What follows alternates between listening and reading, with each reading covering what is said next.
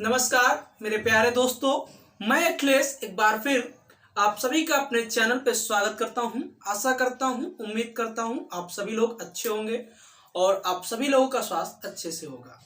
नमस्कार दोस्तों, आज का जो हमारा टॉपिक है उच्चतम न्यायालय। क्योंकि हम लोग कल की जो क्लास हुई, पिछली क्लास में उच्चतम न्यायालय के बारे में जाना, इतिहास के बारे में कैसे आया, दूसरे देशों की तुलना में कंपेयर किया कि कैसा है दूसरे देशों के कंपेयर में। उसके बाद हमने चर्चा की थी कैसे गठन हुआ, किस सन में इसका गठन हुआ, किस तरह की प्रक्रिया थी। और उसके बाद हमने न्यायालय का मतलब समझाया कि एक्चुअली में न्यायालय की मीनिंग क्या है। और उसके बाद मैंने बताया कि जो एकीकरण न्याय व्यवस्था है भारत की, उसके बारे में समझाया।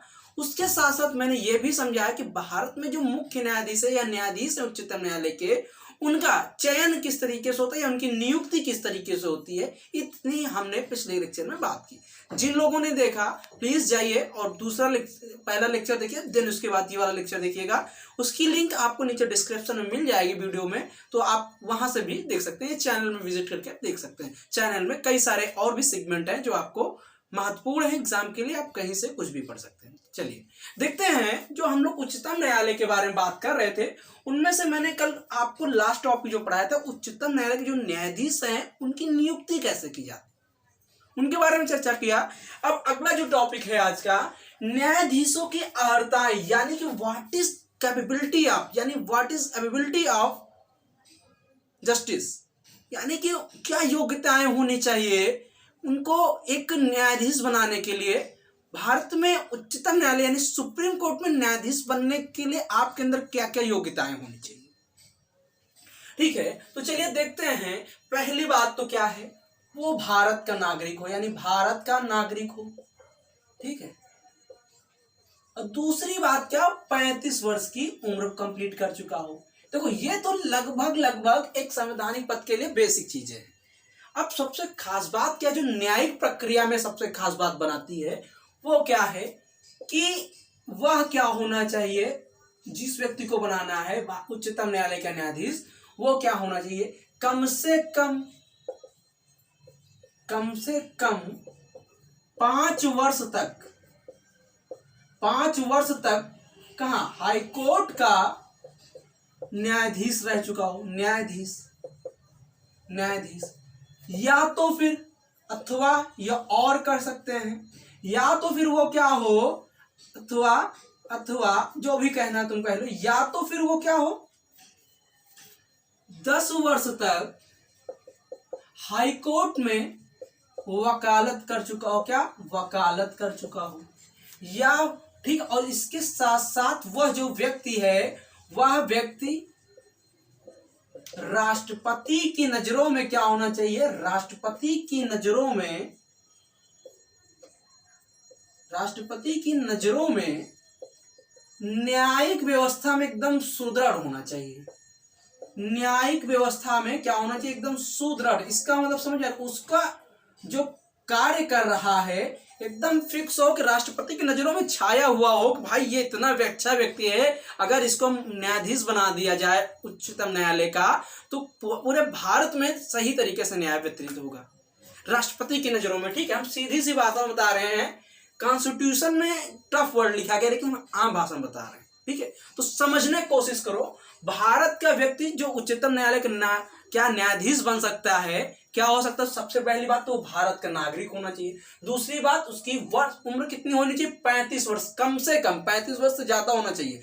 35 वर्ष से कम नहीं, 34 वर्ष का तो नहीं होगा। ठीक है, 35 वर्ष होनी चाहिए। और तीसरी जो सबसे खास बात न्यायाधीश के लिए बताती है कि वह कम से कम 5 वर्षों तक हाईकोर्ट का न्यायाधीश रहा हो, एक कंडीशन। या तो फिर दूसरी कंडीशन हो पूरी करे, 10 वर्ष तक हाईकोर्ट में वकालत कर चुका हो, यानी वकील के रूप में रहा हो, और साथ ही साथ राष्ट्रपति की नजरों में एक अच्छा न्यायाधीश के लिए क्या करो, राष्ट्रपति की नजरों में एक अच्छा न्यायाधीश बन रहा हो, राष्ट्रपति की नजरों में एक अच्छा न्यायिक व्यवस्था में सुदृढ़ व्यक्ति हो, तभी वो राष्ट्रपति बन सकता है। समझ में आया, सॉरी राष्ट्रपति क्या, न्यायाधीश बन सकता है।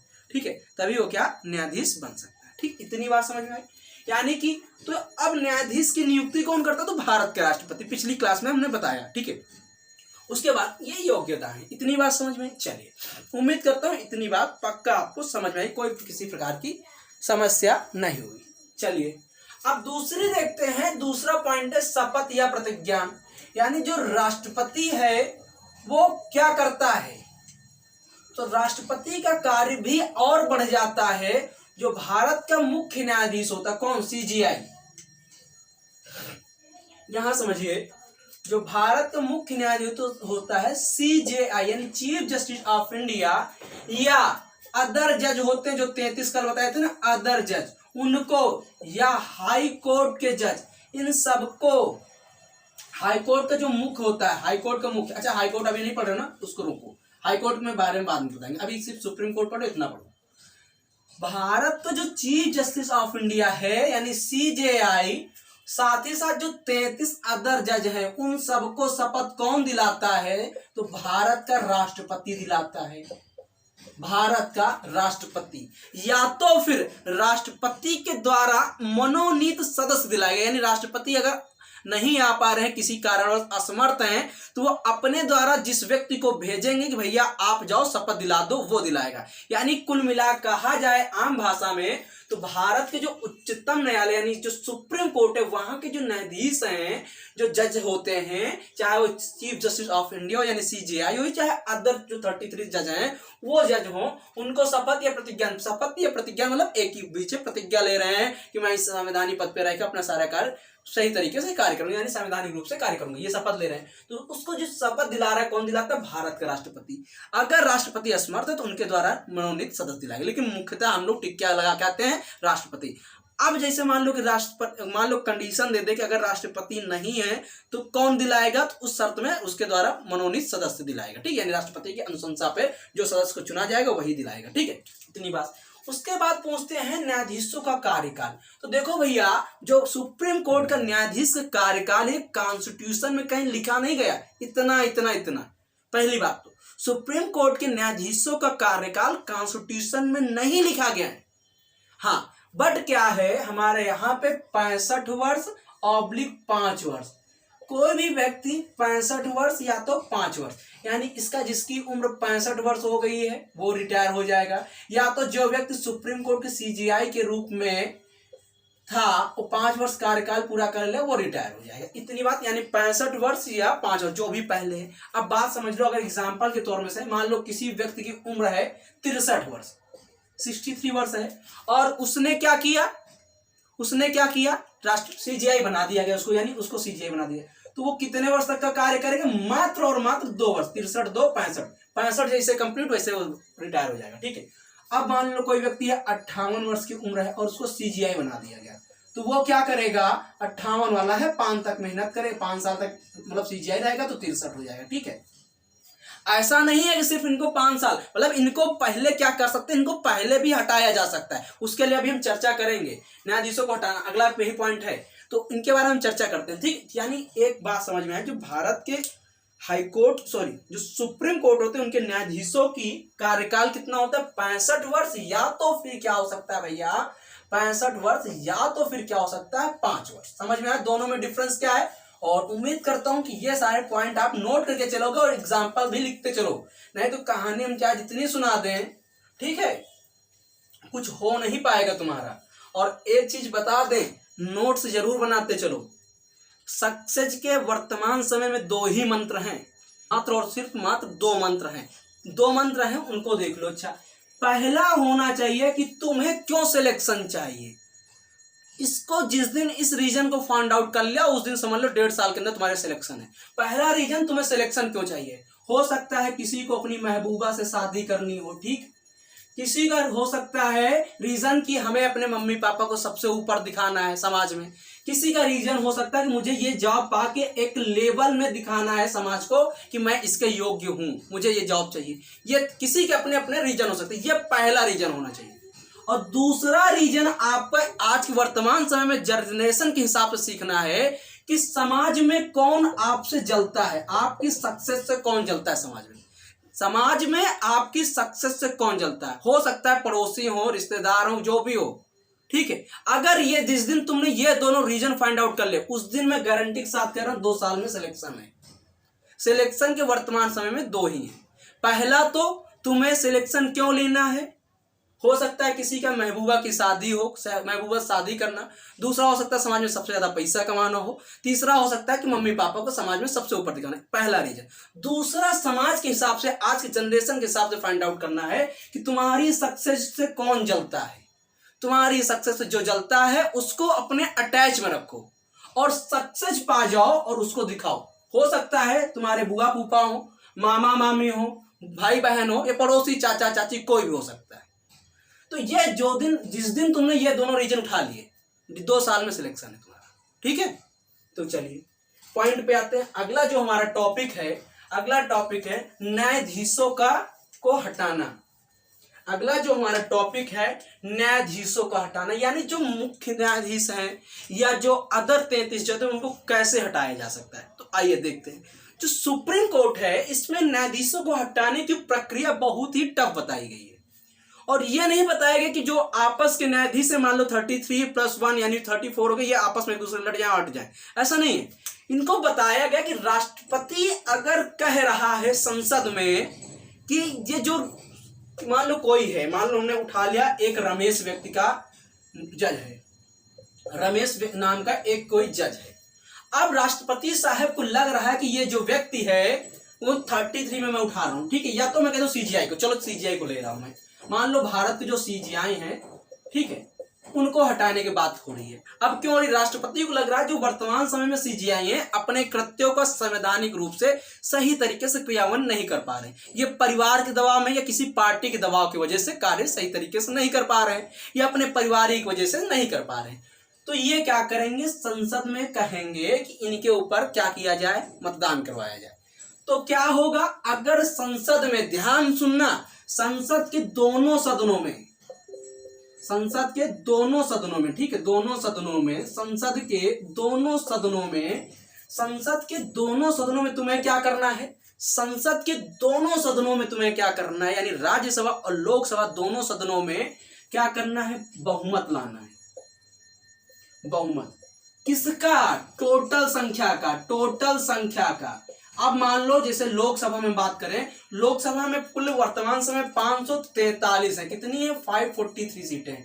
इसका बहुमत लाओ, यानी इसमें 50% +1 कर दो, ये होना चाहिए बहुमत। लेकिन ध्यान देना, कंडीशन है एक, कंडीशन क्या, शर्त क्या है कि देखो संसद में 543 सदस्य हैं, तो जरूरी तो नहीं कि डेली जिस दिन ये प्रस्ताव रखा जाए या जिस दिन इस पे वोटिंग हो उस दिन सारे के सारे क्या हो जाएं, शामिल हो जाएं। ऐसा तो होता ही नहीं, कभी ऐसा हो ही नहीं सकता भारत की संसद में कि सारे के सारे हो जाए। वो तो इमरजेंसी पे हो सकता है, कभी मतलब जबरदस्ती बुला लिया जाए, ठीक है। तो मान लो सारे के सारे नहीं है, तो मान लो 543 में उस दिन आए हैं, हम कह दें 280 सदस्य आ गए, मान लो, चलो ठीक, 543 में 280 सदस्य हैं जिस दिन इस पे वोटिंग होनी है इस प्रस्ताव पे। तो अब ये जो 280 सदस्य हैं, इनका 2/3 सदस्य उस प्रस्ताव के पक्ष में वोटिंग करे कि नहीं इनको हटाना है सीजीआई को। तो समझ में, यानी विशेष बहुमत के द्वारा हटाया जाता है। तो बहुत बार बहुत सारे टीचर ये बता देते हैं, जो सुप्रीम कोर्ट का जज होता है उसको हटाने के लिए विशेष बहुमत की जरूरत पड़ती है। विशेष बहुमत की जरूरत पड़ती है, नो डाउट, लेकिन अगर टोटल मेंबर का देखा जाए तो उसका बहुमत, साथ ही साथ प्रेजेंट टोटल जो मेंबर हैं उस सभा में, उस वर्तमान समय में जितने लोग मतदान कर रहे हैं उसका 2/3 जब एक पक्ष में गिरेगा तो उस दौरान उस सभा से वो प्रस्ताव पास हो जाएगा। और दूसरी कंडीशन सेम टू सेम इसी तरह राज्यसभा में चलेगी। तो जब ये विशेष बहुमत के द्वारा न्यायाधीशों को हटाया जा सकता है। तो हमने देखा न्यायाधीश की अर्हताएं क्या थी, उसके बाद शपथ कौन दिलाता है, राष्ट्रपति साहब, कार्यकाल देखा 65 या 5 वर्ष, उसके बाद हटाने की प्रक्रिया देखी। समझ में आया? अगर किसी को कोई चीज की समस्या हो तो पूछ लेना, हम एक बार फिर से दिखा देते हैं हटाने की प्रक्रिया को न्यायाधीशों को। यानी जैसे कि दोनों सदनों से कुल सदस्यों का बहुमत तथा जिस दिन प्रस्ताव को पर वोट होना उस दिन उपस्थित समस्त सदस्यों का विशेष बहुमत होगा, तभी क्या होगा, सीजीआई को हटाया जा सकता है। लेकिन राष्ट्रपति के अनुशंसा पे रखा जाएगा ये प्रस्ताव, ठीक है। अब उसके बाद करते हैं वेतन एवं भत्ते। तो समय समय पर इसका वेतन एवं भत्ते बदलते रहते, तो हम इसको लिखेंगे नहीं। क्यों नहीं लिखेंगे कि कभी हो सकता है कल कोई संवैधानिक पद अमेंडमेंट हो जाए, लोग बढ़ा दिया गया या घटा दिया गया, तो ये तुम सब लिख अपना जब भी पेपर देने जाया करो तो कुछ ऐसी चीजें होती तुमको लिख के देख के दे जानी है, तो अपना गूगल पर देख लेना और लिख लेना, ठीक है। टॉपिक खत्म, ठीक है। उसके बाद देखते हैं कार्यकारी मुख्य न्यायाधीश। चलिए आइए देखते हैं ये कार्यकारी मुख्य न्यायाधीश क्या है। तो भारत का जो संविधान है उसके आर्टिकल 126 में बताया गया, यानी पहले तो हम आपको बता दें जो उच्चतम न्यायालय है भाग 5 में है 124 से लेकर 147 तक, कल बताया था, ठीक है, ठीक है।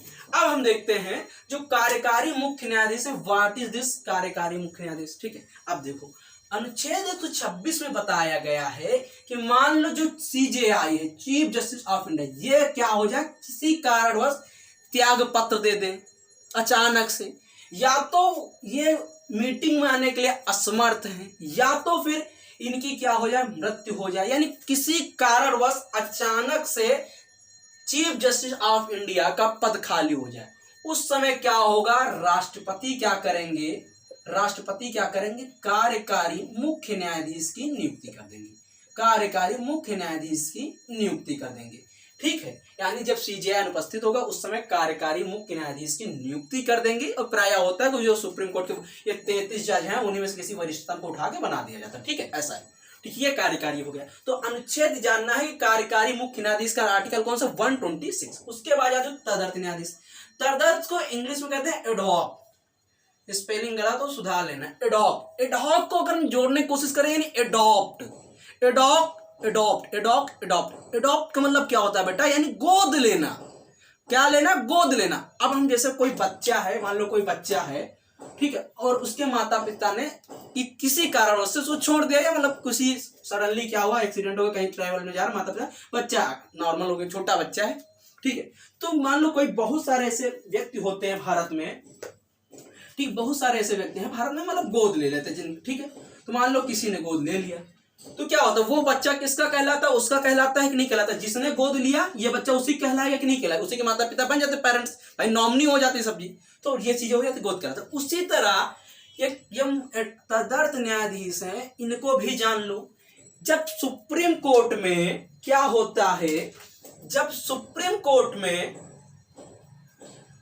किसी सुनवाई के लिए कोरम की कमी पड़ जाती है, यानी कोरम का मतलब गणपूत्र कोरम की, ठीक है, कोरम का मतलब समझ में आया, क्योंकि मैंने बताया था आर्टिकल 100 के अंदर कोरम क्या होता है, मैंने बताया था। मान लो कोई सुनवाई हो रही है जिसमें 13 सदस्य चाहिए, 13 न्यायाधीश होने चाहिए, हम एग्जाम्पल के तौर ले रहे हैं। अब है वर्तमान समय में कितने, 33 + 1 यानी 34 है, परंतु ऑलरेडी दूसरे अदर केस में उसी समय सारे जज और जज शामिल हैं, तो क्या होना चाहिए, इसमें कम से कम 13 होने चाहिए। तो सुप्रीम कोर्ट क्या करता है, जो भारत के अन्य उच्चतम न्यायालय हैं जो 25 हैं, उन्हीं में से किसी एक को एक न्यायालय से उठा लिया जाता है, किसको, न्यायाधीश को ले लिया, यानी अडॉप्ट कर लिया जाता है। अब सुनो ये होगा क्या, पहली बात तो इसमें CJI की अनुमति होनी चाहिए, जो चीफ जस्टिस ऑफ इंडिया यानी सुप्रीम कोर्ट की CJI की अनुमति होनी चाहिए। दूसरी बात क्या होनी चाहिए, राष्ट्रपति की भी अनुमति होनी चाहिए, यानी जब राष्ट्रपति और CJI, ठीक है, जब अनुमति देंगे तो ये जो इस समिति है, ये समिति क्या करेगी, किसी भी हाई कोर्ट के जज को क्या करेगी, कहां पे, ये तदर्थ न्यायाधीश के रूप में शामिल कर ली, किसमें, जिस समिति में जरूरत थी। तो जब वो तदर्थ न्यायाधीश बन जाएगा यानी एडहॉक जज बन जाएगा, तो क्या होनी चाहिए क्वालिफिकेशन एडहॉक जज के लिए। तो मान लो कोई भी व्यक्ति है जो उच्च न्यायालय यानी हाई कोर्ट में है, मान लो मैं हाई कोर्ट का जज हूं, और तो मेरे अंदर अगर मुझे उठाने की बात करें कि मैं तुमको कुछ दिन के लिए सुप्रीम कोर्ट के जज बनाना चाहता हूं इस केस की सुनवाई के लिए, तो मेरे अंदर क्वालिफिकेशन क्या होनी चाहिए सुप्रीम कोर्ट के जज बनने के लिए, ठीक है। तो मेरे अंदर क्वालिफिकेशन वही होनी चाहिए जो अभी मैंने बताई थी, क्या बताई, यहाँ बताई थी ना, वही सारी क्वालिफिकेशन होनी चाहिए। तो क्या होगा, इनको ले लिया जाएगा, हाई कोर्ट के जज को सुप्रीम कोर्ट में बना लिया जाएगा, एडॉप्ट कर लिया जाएगा, और जब तक उस केस की सुनवाई में वो शामिल रहेंगे उनको सेम वही प्रतिज्ञा, वही चीजें देनी पड़ेंगी, वही सेवा, वेतन, भत्ते सब कुछ मिलेंगे जो 33 जजों को मिल रहे थे, ठीक है। परंतु इतना ध्यान रखना, इनको वही सारी की सारी चीजें जो 33 जजों को मिल रही है। अगर ये हाई कोर्ट में भी सुनवाई कर रहे हैं, सुप्रीम कोर्ट में सुनवाई कर रहे हैं, तो इनको वरीयता देनी पड़ेगी सुप्रीम कोर्ट के केस को। तो ध्यान से सुनना कि मान लो कोई जज है जो एडॉक जज के रूप में सुप्रीम कोर्ट में जज बन गया है, तो उसको उस समय वरीयता किसको देनी पड़ेगी? सुप्रीम कोर्ट के केस की सुनवाई को। ध्यान रखना, ठीक है बच्चा, यानी ये पूरी तरीके सुप्रीम कोर्ट के उस समय जज बन जाते हैं। समझ में आया? एडॉक जज समझ में आया? उम्मीद करता हूं समझ में आया। नहीं आया तो हम इसे समझा देते हैं। एडॉक जज क्या है? एडॉक जज है एक ऐसा व्यक्ति जो उच्चतम न्यायालय में कार्य नहीं कर रहा है, परंतु उच्च न्यायालय में कार्य कर रहा है, और उच्चतम न्यायालय में उस समय जजों की संख्या कम हो जाए और किसी सुनवाई के लिए उसमें जजों की संख्या को शामिल करना हो, परंतु कोरम कम हो, तो क्या करेगा? सुप्रीम कोर्ट के पास एक अनुच्छेद की पावर है, वो अनुच्छेद है 127। वो क्या करेगा? पूरे जो भारत के उच्च न्यायालय हैं, यानी उच्च न्यायालय हाई कोर्ट है, उनमें से किसी भी जज को वो एडॉप्ट कर सकते हैं, उठा सकते हैं, एडॉप्ट कर सकते हैं। सिर्फ शर्त यह होनी चाहिए कि वो जिस व्यक्ति को लेंगे उसके अंदर सुप्रीम कोर्ट की जज बनने की कैपेबिलिटी, योग्यता होनी चाहिए। ठीक है, समझ में आया? ठीक है। अब बात करते हैं सेवानिवृत्त न्यायाधीश। इस सेवानिवृत्त न्यायाधीश मतलब सेवा से सुन रहे होगे, जो अपनी सेवा दे चुके हैं न्यायाधीश, उनका क्या काम है यहाँ पे? तो अनुच्छेद 128 के तहत बताया गया संविधान में कि अगर सुप्रीम कोर्ट में कोई व्यक्ति जो रिटायर हो चुका है, न्यायाधीश था, उसको सुप्रीम कोर्ट में सेवानिवृत्त न्यायाधीश को भी लाया जा सकता है। कैसे? मान लो केस है, मुझे ले लो, मान लो मैं हूं और मैंने अपनी मेरी रिटायरमेंट होगी एज ए न्यायाधीश के रूप में, मतलब मैं न्यायाधीश था और मेरी रिटायरमेंट होगी, परंतु मेरे समय कुछ एक ऐसा केस आया था कि जिसको मैंने जजमेंट दिया था और बहुत बढ़िया जजमेंट था, मतलब प्रसिद्ध जजमेंट था, और उसी तरह का आज मेरे रिटायरमेंट होने के बाद भी उसी तरह केस आया है, तो मुझे क्या कर सकते हैं? सेवानिवृत्त न्यायाधीश को ऊपर, यानी मुझे फिर से बुला सकता है सुप्रीम कोर्ट कि सर आपके समय पे ये केस आया था, इस प्रकार से जजमेंट दिया था, आइए आप इस सभा में शामिल होइए या इस कमेटी में इस केस में शामिल होइए, आपके आज्ञा का या आपके दिशा निर्देशों का हमें जरूरत है। ठीक है, तो ये क्या करेगा? उसके दिशा निर्देशों का जरूरत है। ठीक है, चलो ठीक है, तो ठीक है। अब मान लो मैं रिटायर हो गया, तो इसके लिए क्या होना चाहिए? इसके लिए पहली बात तो मेरी मर्जी होगी तो मैं जाऊंगा, इसके लिए मैं स्वतंत्र, कोई जबरदस्ती नहीं उठा सकता क्योंकि मैं रिटायर हो जाऊँ। पहली बात तो मेरी मर्जी हो तो मैं जाऊंगा। अगर मैंने कहते चलो ठीक अच्छा मैं आ जाऊंगा इसके केस सुनवाई के लिए, क्योंकि इतने अच्छे पद पे पहुंचने के बाद एक इंसान को दोबारा सेवा मिलती है तो बहुत अच्छा लगता है। और मुझे पूरा विश्वास है जिस दिन तुम इस संवैधानिक पद पे बैठोगे उस दिन से तुम सब कुछ भूल के एक देश के प्रति कार्य करोगे, मुझे पूरा विश्वास है और आशा भी करता हूं कि आप लोग ऐसा करेंगे। ठीक है, तो पहले तो मेरी मर्जी। और दूसरी बात, जो भारत का प्रेसिडेंट है यानी राष्ट्रपति साहब हैं, इनकी भी अनुमति होनी चाहिए, इनकी दोनों की अनुमति मिल जाएगी तो फिर जो सेवानिवृत्त न्यायाधीश हैं उनको पुनः सुप्रीम कोर्ट में क्या कर लिया जाएगा? शामिल कर लिया जाएगा। लेकिन शर्त देना, परंतु ध्यान से सुनो, लेकिन क्या है? उसको सुप्रीम कोर्ट का जज नहीं गिना जाएगा कि 34, मान लो 34 थे पहले से ही और एक 5 को एक और मिला ले 35 हो जाए, नहीं, उसको सेवानिवृत्त न्यायाधीश को सुप्रीम कोर्ट का जज नहीं माना जाएगा, पहली बात। दूसरी बात क्या है?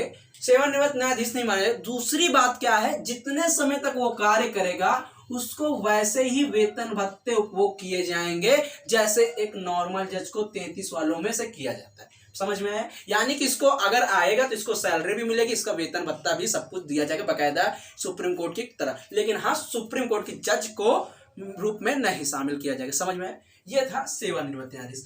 अब एक और आर्टिकल आता है 129, इसी में देख लें अगर, अभिलेख न्यायालय। ये अभिलेख न्यायालय क्या है तो इसके बारे में चर्चा करते हैं। अभिलेख न्यायालय क्या है? मान लो कि एक केस है, अभिलेख न्यायालय मतलब कहीं पहले से लिखा हुआ न्यायालय। ठीक है, मान लो एक केस है, ठीक है, जिसमें सुप्रीम कोर्ट ने सुनवाई की। मान लो हमने कह दिया कि एक लड़की है जो कह रही है कि मुझे शादी की कम से कम न्यूनतम उम्र होनी चाहिए 21 वर्ष।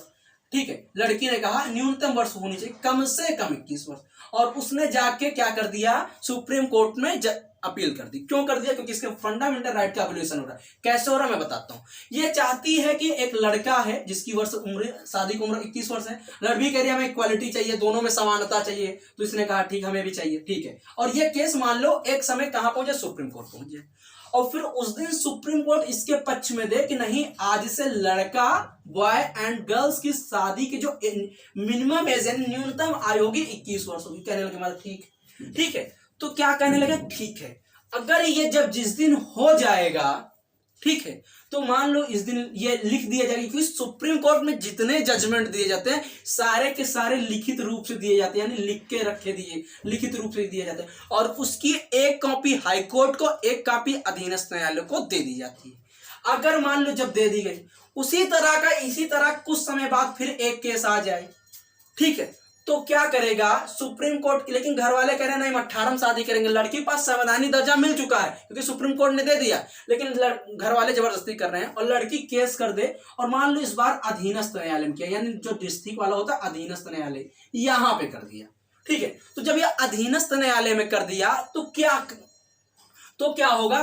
जो सबऑर्डिनेट कोर्ट होता है यानी अधीनस्थ न्यायालय होता है, वो उठाएगा ये वाली फाइल जो इसका निर्णय दिया था, उठाएगा उस फाइल को, बताएगा देखो माननीय सुप्रीम कोर्ट यानी माननीय उच्चतम न्यायालय ने इस केस के इसी प्रकार के समस्त केस की सुनवाई इस आधार पे की थी जिसका निर्णय ये था, और इसी के अनुसार हम ये कॉपी पेस्ट कर रहे हैं, ठीक है। जैसे ही कॉपी पेस्ट किएंगे वो सुनवाई कंप्लीट, यानी एक केस सॉल्व हुआ, और इसी को कहते हैं अभिलेख न्यायालय। यानी कि कुल मिला के कहने मतलब है सुप्रीम कोर्ट की जो जजमेंट होते हैं वो हाई कोर्ट में भी लिखित रूप से दिए जाते हैं, और कहाँ, डिस्ट्रिक्ट कोर्ट में। अगर वैसा कोई केस आ रहा है तो उसी अनुरोध पर, क्योंकि उच्चतम न्यायालय यानी सुप्रीम कोर्ट सबसे बड़ा जजमेंट है, सबसे बड़ा न्यायाधीश है, न्यायालय है, ठीक है, तो वो उसी के आधार पर न्याय दे देते हैं, और इसी का यानी इसी में क्या किया गया, अभिलेख, यानी जो पहले से लिखा हुआ था उसको क्या कर दिया गया, प्रस्तुत कर दिया गया न्यायालय में, यही क्या कहलाता है, अभिलेख न्यायालय। उम्मीद करता हूं इतनी चीजें समझ में। अगर अभिलेख न्यायालय समझ में, बताओ अनुच्छेद बच्चा 129 यानी कुल मिलाकर है जो सुप्रीम कोर्ट ने जजमेंट दिया था, उसी तरह का जिस केस में अगर उसी तरह केस हाई कोर्ट या अधीनस्थ न्यायालय सबऑर्डिनेट कोर्ट में आ जाए, यानी सबऑर्डिनेट कोर्ट में आ जाए, तो अधीनस्थ न्यायालय क्या करेगा, सुप्रीम कोर्ट के जजमेंट को उठा के कॉपी पेस्ट कर देगा और बता देगा इस आधार पे ये कानून का नियम पालन करना है, बात खत्म। तो अभिलेख न्यायालय समझ में, उम्मीद करता हूं इतनी समझ में। चलिए एक चीज और देखते हैं कि जो उच्चतम न्यायालय है उसकी शक्तियां क्या क्या है, किस आधार पे कैसे क्या, तो उसके लिए हम एक डायग्राम का प्रयोग करते हैं जो अगली स्लाइड में देखते हैं। चलिए आगे देखते हैं, ठीक है। एक चार्ट के माध्यम से देखते हैं कि भैया कौन कौन सी शक्तियां हैं क्षेत्राधिकार में, ठीक है, शक्तियां हैं क्षेत्राधिकार, ठीक है। चलिए देखते हैं भैया पहली शक्ति कौन सी है, परामर्शदात्री अधिकार शक्ति। अनुच्छेद 143 के तहत क्या है, अनुच्छेद 143 के तहत उच्चतम न्यायालय के पास इतनी शक्ति और राष्ट्रपति के पास इतनी शक्ति है कि माननीय राष्ट्रपति, ध्यान से सुनना यहां से, माननीय राष्ट्रपति किसी भी चीज की सुनवाई के लिए क्या कर सकते हैं, किसी भी समस्या का समाधान के लिए भारत के सुप्रीम कोर्ट से क्या ले सकते हैं, सलाह ले सकते हैं। 143 के तहत माननीय राष्ट्रपति साहब किसी भी समस्या के समाधान के लिए, ठीक है, भारत के सुप्रीम कोर्ट से यानी भारत के उच्चतम न्यायालय यानी भारत के सर्वोच्च न्यायालय यानी भारत के सर्वोच्च न्यायालय से क्या कर सकते हैं, राय ले सकते हैं। क्या ले सकते हैं, राय ले सकते हैं। क्या ले सकते हैं भैया, राय ले सकते हैं। इतनी बात समझ में। दूसरी बात क्या है, मूलाधिकार। इसमें बहुत सारी शक्तियां हैं, जैसे कि हमने बताया वो प्रतिषेध, उत्प्रेषण, ठीक है, बंदी प्रतिचिका, ये जितनी भी रिटियां होती सब इसी से होती हैं। मैंने बताया था, कब बताया था, जब मैं इंपॉर्टेंट आर्टिकल की सीरीज पढ़ा रहा था। अगर आप जुड़े हैं, मैं इसीलिए कह रहा हूं बेटा, देखो ध्यान सुनो, मैं मानता हूं बहुत बड़े हैं, बहुत छोटे हैं, बहुत मेरी उम्र के, मैं, ठीक है, लेकिन यहाँ पे मैं तुमसे यही कहता हूं कि अगर जितना मैंने पढ़ाया उतना चैनल से पढ़ लो। पॉलिटी में आप यूपीएससी प्रीलिम्स दे रहे हो, यूपीपीसीएस, आरओ, मतलब कोई भी ऐसा प्रीलिम्स नहीं जो क्वालिफाई करने की गारंटी नहीं। मेंस की क्षमता भी आ जाएगी लिखने की, लेकिन आपके अंदर जितना लिखोगे तभी आएगा। तो मेंस की मैं गारंटी नहीं लिखूंगी, आप मेहनत ना करो तो, लेकिन हाँ अगर ध्यानपूर्वक मुझसे पढ़ा हुआ मेरा टॉपिक अगर आप देखोगे तो प्रीलिम्स तक, यूपीएससी का प्रीलिम्स तक कैपेबिलिटी हो जाएगी तुम्हारे अंदर निकालने की, ठीक है। तो इतनी बात है, ठीक है, इतनी बात समझ में। यह मूलाधिकार क्षेत्र का है, और जिनको आरओ का प्रैक्टिस बैच ज्वाइन करना भाई साहब, जुड़ जाओ, ज्वाइन कर लो। 83 18 78, ये देखो नंबर लिख दे रहे, 83 18 78 17 29 पे कॉल करो, मैसेज करो, जो भी करना हो, इसी के अनुसार जुड़ जाओगे, ठीक है। मात्र 249 रुपीज इसकी फीस है। कितनी भैया? 249 रुपये फीस है। लेकिन 15 स्पीड टेस्ट मिलेंगे जिसमें 11 जीएस के एमसीक्यूज और प्रत्येक स्पीड टेस्ट में 150 क्वेश्चन होंगे जीएस के, ठीक है। उसके बाद 3 क्या होगा? करंट अफेयर्स के होंगे और 2 क्या हो, 1 क्या होगा भैया? आपका यूपी स्पेशल का होगा, ठीक है। चलिए पहले ये बजा ले, इनको बजाना ज्यादा जरूरी है, ठीक है। खैर देखो, उम्मीद करता हूं कि आवाज आ रही है, ठीक है। उसके बाद मूलाधिकार में देखिए, मैंने कहा कई सारी क्या होती हैं मूलाधिकार में, ये लोग क्या करते हैं, कई सारी चीजें क्या होती हैं कि रिटे जारी कर देता है। सुप्रीम कोर्ट के पास ये क्या है? मूलाधिकार, ठीक है। दूसरी बात क्या है रिटे जारी करने? दूसरी बात क्या है कि जो सुप्रीम कोर्ट है उस पर डायरेक्ट अपील कर सकते हैं आर्टिकल 32 के तहत, यानी जिसमें हमारे फंडामेंटल राइट्स हैं, एफआर्स हैं। आर्टिकल 32 के तहत सुप्रीम कोर्ट में हम एक इंडिविजुअल, भारत के प्रत्येक नागरिक डायरेक्ट अप्लाई कर सकता है, अपनी अपील लेके जा सकता है। कैसे? मान लो मैं एक व्यक्ति हूं, मैं देखने में सांवला हूं, काला हूं, या मैं निचली वर्ग से आता हूं, दलित वर्ग से आता हूं। मुझे कोई समाज में कह रहा ओए चमराओ इधर आ जाओ, देखो मैं किसी के लिए कह नहीं रहा हूं भैया, मैं एग्जांपल दे रहा हूं। दूसरी बात, ओए करुआ इधर आ जाओ, ऐसे कह रहा है, तो कहीं ना कहीं समाज में मुझे इंसल्ट किया गया, मुझे समुदाय में दबाया गया। इसलिए मैं अपने फंडामेंटल राइट का वोलेशन के खिलाफ आर्टिकल 32 का प्रयोग करूंगा, डायरेक्ट सुप्रीम कोर्ट पहुंच जाऊंगा और बताऊंगा इन्होंने मेरे साथ ऐसा किया, इसलिए इनका मेरे फंडामेंटल हनन हुआ है। तो ये क्या है? मूलाधिकार का क्षेत्र, यानी मूलाधिकार 32 के तहत कहां सुप्रीम कोर्ट, 226 के तहत कहां भैया हाई कोर्ट जा सकते हैं। ये शक्तियां हाई कोर्ट में बताएंगे आगे, ठीक है। इतनी बात समझ में सुप्रीम कोर्ट। तो मूला क्षेत्राधिकार समझ में आ गया, यानी रिटे भी जारी कर सकते हैं, बंदी प्रतिष्ठित, इन सब चीजों को मैंने वहां समझाया था। दूसरी चीज यहाँ पे 32 से सुप्रीम कोर्ट जा सकते हैं, 226 से हाई कोर्ट, जब आपके फंडामेंटल राइट का अबोलिशन होगा। उसके बाद संघीय मामला। व्हाट इज दिस संघीय मामला, यानी फेडरल सिस्टम क्या है? तो देखो, मान लो अगर एग्जाम्पल के तौर पर देखिए, मान लो बिहार है और उत्तर प्रदेश है वर्सेस क्या है? उत्तर प्रदेश। ये 2 राज्यों के बीच में कोई ऐसा मामला हो गया है जो अब एकदम संवैधानिक रूप से मतलब लड़ाई पे आके, यानी कि न्यायालय जाना है। तो बताओ, अगर बिहार का कोई मामला है तो बिहार का हाईकोर्ट सुनेगा भाई? उत्तर प्रदेश वाले कहेंगे कि अपने पक्ष में कर ले रहे हो। दूसरी बात, अगर उत्तर प्रदेश वाले सुनेंगे तो कहेंगे ये बिहार वाले कहेंगे अपने पक्ष में ले रहे हो। तो इन दोनों, यानी दोनों राज्यों के मामले को समाधान के लिए देश का सर्वोच्च यानी सुप्रीम कोर्ट सुनेगा। तो ये क्या है? संघाई मामला, यानी कि जब 2 राज्यों के बीच में, जैसे कर्नाटक में सुना होगा ना, वो कौन सी नदी थी, मुझे कावेरी नदी वाला विवाद, कावेरी नदी विवाद जल समझौता नहीं सुन लो, कर्नाटक वाला, वैसे ही उसमें कौन सुनता है? सुप्रीम कोर्ट सुनता ना, माननीय उच्चतम न्यायालय सुनता ना, वही चीज बच्चा यहाँ पे है। उच्चतम न्यायालय कौन सुनता बच्चा? उच्चतम न्यायालय सुनता ना, वही चीज यहाँ पे है, ठीक है। संघीय मामला समझ में। उसके बाद कहा गया अपील का अंतिम न्यायालय, यानी कि अपील करने का सबसे अंतिम न्यायालय। इसके बाद आप कहीं अपील नहीं कर सकते हो। मान लो कोई एक व्यक्ति है जिसके क्या है, कोई एक व्यक्ति था जिसके पास केस हुआ। मान लो मैंने किसी का मर्डर कर दिया, भगवान करे कभी सुनो, मान लो मैंने किसी का मर्डर कर दिया, ठीक है। अब क्या हुआ?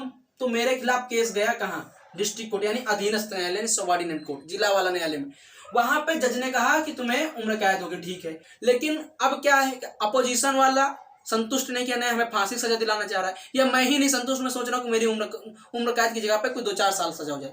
तो मैं कहाँ जाऊंगा? हाई कोर्ट चला गया, ठीक है। दोनों लोगों के पास होता है, हाई कोर्ट चला गया। हाई कोर्ट ने कहा नहीं, तुम्हें जो सजा उम्र कैद में बनी रहेगी। और उसके बाद मैं कहाँ जा सकता हूँ? Supreme court. तो सुप्रीम कोर्ट क्या? अंतिम न्यायालय। इसके बाद आप कोई दूसरे कोर्ट नहीं जा सकते। सुप्रीम कोर्ट ने कहा कि चलो तुम्हें सजा उम्र कैद बनी रहेगी, यानी अब मुझे ये मानना अनिवार्य है कि मेरी सजा जो होगी उम्र कैद है, यानी सुप्रीम कोर्ट में जाऊंगा, सुप्रीम कोर्ट जाऊंगा तो मेरी सजा जो होगी उम्र कैद है, ठीक है। कभी ऐसा नहीं होगा, नहीं होना चाहिए, ठीक है। चलिए समझ में आया कि यानी अपील का अंतिम न्यायालय क्या है भैया? सुप्रीम कोर्ट है। इसके बाद आप कहीं पे अपील नहीं कर सकते। उसके बाद कहने का मतलब क्या, एक अगला अभिलेख न्यायालयों का न्यायालय। मैंने अभी बताया था ना कि अभिलेख न्यायालय क्या होता है 129 के तहत। उसी के लिए यानी जितने भी न्यायालय हैं उनका सबसे बड़ा बप्पा कौन बैठा है? सबसे बड़ा अधिकार किसके पास है? सुप्रीम कोर्ट के पास। यानी सुप्रीम कोर्ट ने जो लिख दिया उसी अनुसार देगा। तो यानी अभिलेख न्यायालयों का न्यायालय, ये शक्तियां हैं सुप्रीम कोर्ट की, ठीक है। सुप्रीम कोर्ट की शक्तियां, ठीक, समझ में आया? सुप्रीम कोर्ट की शक्तियां, ठीक है। उसके बाद क्या आगे? न्यायिक समीक्षा, जुडिशियल रिव्यू, आर्टिकल 137 के तहत जुडिशियल रिव्यू। इसको नहीं समझना, इसके लिए एक स्पेशल टॉपिक बनाना पड़ेगा, बहुत बड़ा मैटर है और सही तरीके से समझाएंगे आपको, तो इसके लिए एक अलग लेक्चर आएगा, ठीक है। इसी के बाद उसी का नंबर आएगा जुडिशियल रिव्यू, ठीक है। और उसके बाद सुप्रीम कोर्ट के पास क्या है, कई सारी और अन्य शक्तियां हैं जो इसके अंदर निहित है। तो जुडिशियल रिव्यू वाले के लिए टेंशन न लेना है कि स्पेशल ले आएंगे। और इनमें से समझ में आया परामर्शदात्री अधिकार, यानी 143 के तहत 143 के तहत राष्ट्रपति सुप्रीम कोर्ट से परामर्श ले सकता है किसी भी समय में, ठीक है, मतलब किसी भी समस्या का समाधान करा सकता है। मूलाधिकार क्षेत्र, यानी कि सुप्रीम कोर्ट 5 रिटें जारी करता है, जैसे बंदी प्रतिचिका प्रतिषेध उत्प्रेषण, ठीक है, प्रोविजन, ये सारी जो रिटें होती हैं कौन जारी करता है, मूलाधिकार क्षेत्र में कौन जारी करता है भैया, सुप्रीम कोर्ट करता है, ठीक है। उसके साथ साथ अगर किसी व्यक्ति का, भारत के किसी भी नागरिक का फंडामेंटल एवोल्यूशन हो रहा है, उसके मौलिक अधिकारों का, यानी मौलिक अधिकारों का, फंडामेंटल राइट्स का एवोल्यूशन हो रहा है, तो शोषण हो रहा है, तो उस दौरान क्या करेगा, आर्टिकल 32 के तहत शोषण हो रहा है तो उस समय क्या करेगा, आर्टिकल 32 के तहत वो कहा जाएगा डायरेक्ट सुप्रीम कोर्ट पहुंचेगा। कहां पहुंचेगा, डायरेक्ट सुप्रीम कोर्ट। अगर वो चाहे तो 226 के तहत कहां, हाई कोर्ट भी जा सकता है। दोनों चीजें ऑप्शन है, ठीक है। तो यानी एक व्यक्ति जो सबसे निचले व्यक्ति क्या कर सकता है, एक व्यक्ति सबसे निचले स्तर डिस्ट्रिक्ट कोर्ट, हाई कोर्ट और सुप्रीम कोर्ट, डिस्ट्रिक्ट कोर्ट में अपील करेगा, फिर हाई कोर्ट जा सकता है और कहां जा सकता है, सुप्रीम कोर्ट जा सकता है। इतनी बात समझ में। उसके बाद मूलाधिकार हुआ संघीय मामला। संघीय मामला जैसे बिहार और उत्तर प्रदेश 2 राज्य हैं, जहां पर जब 2 राज्यों के बीच में आपस में टकराव होगा तो उस केस की सुनवाई कौन करेगा, सुप्रीम कोर्ट करेगा। कौन करेगा भैया, सुप्रीम, यानी सर्वोच्च न्यायालय करेगा, ठीक है। उसके बाद मान लो कि अपील का अंतिम न्यायालय, यानी अपील का अंतिम न्यायालय हाई कोर्ट, सुप्रीम कोर्ट और डिस्ट्रिक्ट कोर्ट, हाई कोर्ट और सुप्रीम कोर्ट, समझ में आया। उसके बाद अभिलेख न्यायालयों का न्यायालय, यानी जितने भी न्यायालय का जजमेंट, यानी जितने भी केसों का जजमेंट सुप्रीम कोर्ट ने दिया है सभी को लिख के रखा जाएगा और उसके आधार पर बाकी जो हाई कोर्ट होगा और सुप्रीम कोर्ट होगा, हाई कोर्ट होगा और जो सबऑर्डिनेट कोर्ट होगा यानी अधीनस्थ न्यायालय होगा, उसके आधार पे क्या कर सकते हैं, न्याय दे सकते हैं और उसको मानना अनिवार्य है, क्योंकि अभिलेख न्यायालयों का न्यायालय कहा गया। समझ में आया। उसके बाद क्या है, न्यायिक समीक्षा। न्यायिक समीक्षा मतलब समझ में आया, जुडिशियल रिव्यू। मैंने बताया कि इसके बारे में अगले लेक्चर में चर्चा करेंगे, अगली क्लास के लाना पड़ेगा, स्पेशल क्लास लानी पड़ेगी। समझ में आया। उसके बाद क्या भैया, अन्य शक्तियां, यानी तो सुप्रीम कोर्ट की कई सारी और अन्य शक्तियां हैं जिनके बारे में हमने चर्चा की है और कई सारी हैं जिनके बारे में ठीक ठाक है, मतलब उतना ठीक है जानकारी के लिए, ठीक है। तो जो महत्वपूर्ण है अक्सर जिनके बारे में चर्चा किया, ठीक है। तो आज के लिए इतना ही। उम्मीद करता हूं कि पहला लेक्चर और दूसरा लेक्चर देखने के बाद अब सुप्रीम कोर्ट यानी उच्चतम न्यायालय के बारे में कोई भी डाउट नहीं बचा है। सिर्फ जुडिशियल रिव्यू जो बचा है इसके बारे में हम कल लेक्चर लाके आएंगे। एक स्पेशल बनाना बड़ा सा है तो इसलिए अलग बात करेंगे, ठीक है। तो आशा करता हूं और उम्मीद करता हूं कि ये जो वीडियो है आप सभी को पसंद आया। अगर अच्छा लगे तो प्लीज अपने दोस्तों के साथ शेयर करें और इंजॉय करें प्लीज। अगर किसी भी समस्या है तो 8318781729 पे संपर्क कर सकते हैं। आरओ का प्रैक्टिस बैच स्टार्ट हो चुका है, जिसकी फीस 249 रुपए, 15 स्पीच टेस्ट मिलेंगे, जिसमें से 11 जीएस के एमसीक्यू होंगे, जिसमें प्रत्येक में से 150 क्वेश्चन होंगे, ठीक है। और उसके साथ 3 होंगे आपके करंट अफेयर्स के टेस्ट और उसके साथ क्या होगा, जिसमें 150 क्वेश्चन 450 उसके हो गए और एक होगा यूपी स्पेशल जिसमें 150 क्वेश्चन होगा, ठीक है। मेरा मानना है कि 140 सब जगह होते हैं, लेकिन मैं 100 मतलब प्राय जो आरओ पेपर उसमें 140 हो, लेकिन मैंने 150 का बनाया मोटा मोटा, ठीक है। तो चलिए ये था आपको उच्चतम न्यायालय। आशा करता हूँ समझ में आया। अगर अच्छा लगे तो प्लीज चैनल को लाइक करिएगा, शेयर करिएगा अपने दोस्तों के साथ। चलिए आज के लिए इतना ही, पढ़ते रहिए, मुस्कुराते रहिए। जय हिंद, जय भारत, जय हिंद, जय भारत।